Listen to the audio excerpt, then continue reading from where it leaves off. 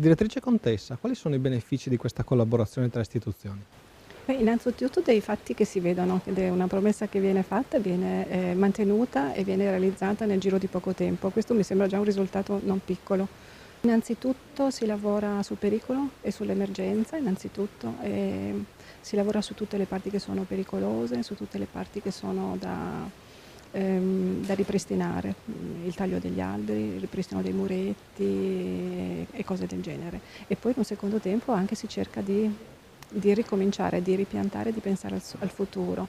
Il futuro pensato sul lungo termine, quindi ci sono dei lavori a brevissimo termine che sono proprio quelli di coprire le emergenze e quelli sul lunghissimo termine che sono quelli di trapiantare dei virgulti tratti dal parco, dagli alberi del parco e farli crescere lentamente in modo che in un futuro, quando ci sarà bisogno di sostituirli, li avremo pronti.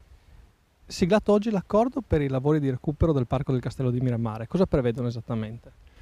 I lavori prevedono una riduzione di tutte le alberature schiantate o deperite per il ripristino in sicurezza di tutti i camminamenti del parco, in sintonia con l'ente gestore del parco, il museo, e inoltre dei piccoli restauri a livello di camminamenti, di percorsi pedonali che saranno poi ristabiliti all'accesso pubblico, in questo momento sono chiusi.